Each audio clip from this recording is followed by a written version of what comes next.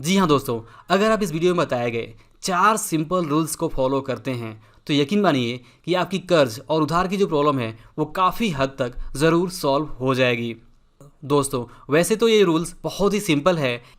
लेकिन प्रॉब्लम ये है कि जो सिंपल चीज़ें होती हैं उसे अप्लाई करना कई बार बहुत मुश्किल होता है। जैसे कि अगर आप अपना जो वज़न है वो कम करना चाहते हैं तो आपको डेली वॉक करना है, ये आपको पता है, लेकिन इसे फॉलो करना आप जानते हैं कि कितना कठिन है। तो वैसे ही ये जो सिंपल रूल्स मैं आपको बताने वाला हूँ ये देखने में बहुत ही सिंपल लगते हैं और हालांकि ये बहुत ही इफ़ेक्टिव हैं अगर आप इसे अप्लाई करते हैं। तो मैं आपको बस बता रहा हूँ, अप्लाई करना और नहीं करना आपके ऊपर है,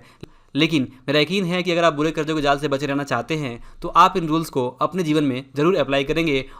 और आप मुझे कमेंट करके ज़रूर बता सकते हैं कि क्या आप इन रूल्स को अप्लाई करना चाहेंगे या नहीं। तो दोस्तों, आइए बात करते हैं सबसे पहले सिंपल रूल्स के बारे में। और सबसे पहला सिंपल रूल है आमदनी से अधिक कभी खर्च नहीं करना। जी हाँ दोस्तों, आपको अपनी आमदनी से अधिक कभी खर्च नहीं करना है। अगर आप सिर्फ ये पहला रूल भी फॉलो कर लेते हैं तो भी आप कर्ज के जाल में नहीं फंसेंगे, इस बात की गारंटी दी जा सकती है। क्योंकि अगर आप अपनी आमदनी से अधिक खर्च नहीं करेंगे तो आपको उधार लेने की ज़रूरत ही नहीं पड़ेगी। हाँ, कभी इमरजेंसी में हो सकता है कि आपको मेडिकल इमरजेंसी या कुछ चीज़ों के लिए, कुछ दुर्घटनावश आपको कुछ लोन लेना पड़े, लेकिन वो एक एक्सेप्शन है, वो अलग ही केस है। लेकिन नॉर्मल केस में आप अगर अपनी आमदनी से कम खर्च करते हैं तो आपको लोन या उधार लेने की ज़रूरत नहीं पड़ेगी। दोस्तों, अगर इस रूल्स को सिंपल देसी भाषा में बात की जाए तो वो कुछ ऐसा है कि जैसे देसी कहावत है कि जितनी चादर उतना ही पैर फैलाओ। तो ये बिल्कुल वैसी ही बात है, जितनी आपकी आमदनी है उसके अकॉर्डिंग ही आपको खर्च करना है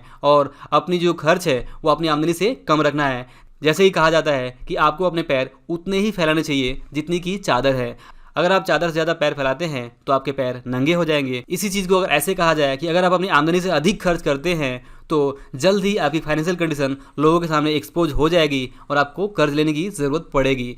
आप देखेंगे कि इनकम और एक्सपेंस के बीच 3 तरह के संबंध होते हैं। अक्सर जो इनकम होती है या तो वो कम होती है और एक्सपेंस ज़्यादा होती है। और आप देखेंगे कि ज़्यादातर लोगों की जो कंडीशन है वो यही है कि इनकम कम है, एक्सपेंस ज़्यादा है। और कुछ लोग ऐसे भी हैं जिनकी जितनी इनकम होती है उतने ही एक्सपेंस वो करते हैं। इसमें भी प्रॉब्लम है कि अगर आप इनकम इक्वल टू एक्सपेंस रखते हैं तो जैसे ही कोई इमरजेंसी आती है तो आपको लोन लेने की ज़रूरत पड़ती है, जैसे ही कुछ बड़े खर्च आते हैं तो आपको लोन लेने की ज़रूरत पड़ती है और आपको आगे वो लोन चुकाने के चक्कर में आपका जो बैलेंस है वो गड़बड़ हो जाता है। फिर आपके इनकम कम हो जाती है और एक्सपेंस ज़्यादा हो जाती है क्योंकि आपने लोन वहाँ पर ले लिया होता है। और इनकम और एक्सपेंस के बीच में जो तीसरा संबंध होता है वो होता है income is greater than expense, जहाँ पे आपके एक्सपेंस जो होते हैं वो कम होते हैं और आपका जो इनकम होता है वो ज़्यादा होता है। तो अगर आप ये तीसरी कैटेगरी में आ जाते हैं तो यकीन मानिए कि आपकी जो प्रॉब्लम है कर्ज वाली वो काफ़ी हद तक सॉल्व हो जाएगी। दोस्तों, याद रखने वाली बात ये है कि 80% लोग, ये जो पहली 2 कैटेगरी है, इनकम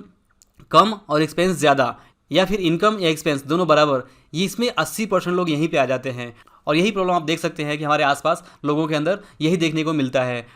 और ये जो तीसरी कैटेगरी है income is greater than expense, इसमें सिर्फ लगभग 20% लोग ही आते हैं और वही लोग फाइनेंशियली स्टेबल होते हैं, फाइनेंशियली सक्सेसफुल होते हैं। तो आपको ये तीसरी कैटेगरी में आना है और अपने इनकम को ज़्यादा रखना है और अपने एक्सपेंस को हमेशा कम रखना है।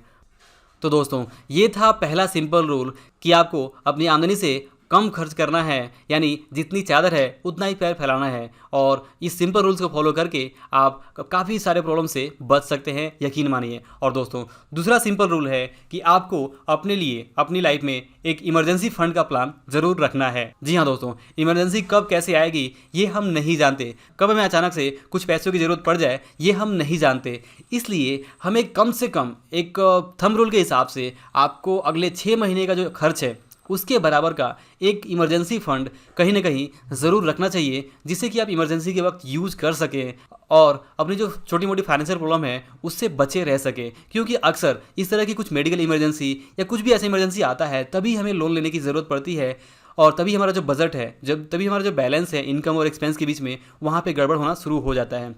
तो अगर आप इमरजेंसी फंड रखना शुरू कर देते हैं तो यकीन मानिए कि आपकी जो फाइनेंशियल प्रॉब्लम है वो काफ़ी हद तक सॉल्व हो सकती है और आप बुरे कर्ज के जाल से बचे रह सकते हैं। तो ये था दूसरा सिंपल रूल, जहाँ कि आपको कम से कम 6 महीने के बराबर से अपने अकाउंट में, सेविंग अकाउंट में या फिर किसी दूसरे ऐसे लिक्विड फंड की जगह पे आपको यहाँ पे अपने लिए कम से कम 6 महीने के एक्सपेंस के बराबर से एक इमरजेंसी फंड बना के रखना है, जो आपको इमरजेंसी के वक्त काम में आ सके। और दोस्तों तीसरा सिंपल रूल है कि आपको फाइनेंशियल प्लानिंग करनी है, और जो भी आप अपने एक्सपेंस को कम रख के, इनकम को ज़्यादा रख के और एक्सपेंस को कम रख के जो भी आप सेविंग्स करेंगे, पैसों की सेविंग्स करेंगे, उसका आपको प्रॉपर तरीके से इन्वेस्टमेंट करना है अपने फाइनेंशियल प्लानिंग के अकॉर्डिंग। दोस्तों फाइनेंशियल प्लानिंग ज़रूरी इसलिए हो जाता है क्योंकि कुछ मेजर खर्चे होते हैं, कुछ बड़े खर्चे होते हैं लाइफ में, जिसको पूरा करने के लिए बहुत ज़्यादा फंड की ज़रूरत होती है। जैसे कि मान लीजिए कि अगर आप रिटायरमेंट के लिए प्लानिंग करते हैं तो रिटायरमेंट के बाद से आप काम नहीं करेंगे तो उस वक्त आपको जो या तो पेंशन चाहिए या फिर एक बड़ा फंड चाहिए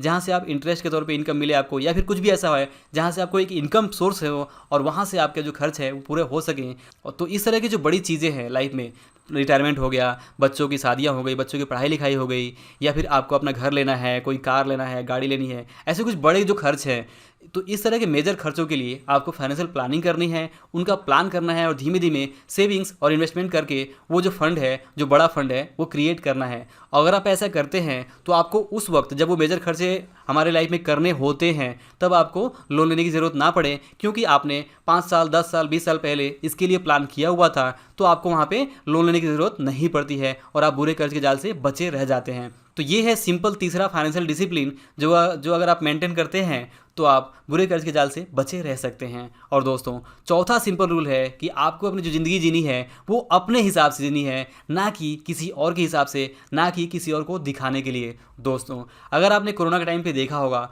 तो बहुत कम खर्च में भी हम अपनी लाइफ को आराम से जी लिए, और यही होता है अक्सर जो हमारे खर्च होते हैं वो दूसरों को दिखाने के लिए ही होते हैं। जो हम बाहर घूमते हैं, जो बाहर लोगों के साथ सोशल गैदरिंग करते हैं, या फिर जो भी XYZ करते हैं, वहाँ पे ही हमारे खर्च बढ़ते हैं। अगर हम सिंपल लाइफ जीना शुरू कर दिए और अपने हिसाब से अपनी खुशी अपने परिवार के साथ जीना शुरू कर दिए तो हमारे जो खर्चे होते हैं ऑटोमेटिक कम हो जाते हैं। तो अगर आप ये जो चौथा सिंपल रूल है जो आपको अपने हिसाब से ज़िंदगी जीना सिखाता है, ना कि आपको दिखावे की ज़िंदगी जीने सिखाता है, तो अगर आप दिखावे की ज़िंदगी जीना छोड़ देते हैं तो आपके जो खर्च हैं वो काफ़ी हद तक कम हो जाएंगे। और आप अगर ऐसा करते हैं और दूसरों की बराबरी करना छोड़ देते हैं, दूसरे से कंपेयर करना छोड़ देते हैं, पड़ोसी क्या कर रहा है वो सब सोचना छोड़ देते हैं, आप सिर्फ अपने फाइनेंशियल जो कंडीशन है उसके हिसाब से प्लानिंग करके अपने इनकम अपने खर्च में बैलेंस करके चलते हैं, जो भी मैंने आपको पहले सिंपल रूल बताए उसे आप फॉलो करते हैं, तो काफ़ी हद तक आपकी जो फाइनेंशियल प्रॉब्लम है, आपकी जो कर्ज की प्रॉब्लम है, आपकी जो उधार की समस्याएं हैं,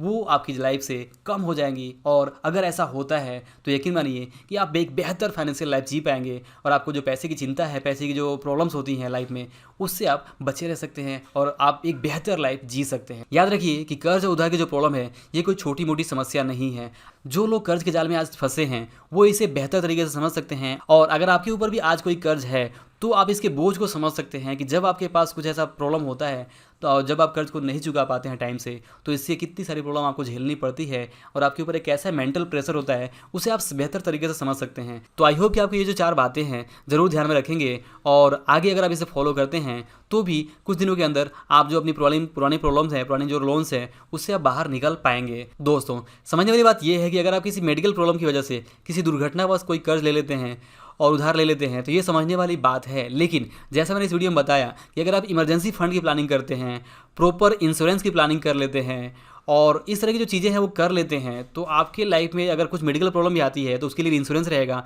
और कुछ और आपके इमरजेंसी फंड भी रहेंगे जो काम में आएंगे, और आपको इस तरह की जो चीज़ें हैं, जो उधार लेने की जो नौबत है वो नहीं आएगी हो सकता है, और तब आप जो है इस तरह की चीज़ों से बच जाएंगे। तो आई होप कि आपको ये जो बातें हैं पसंद आई होंगी और आप इन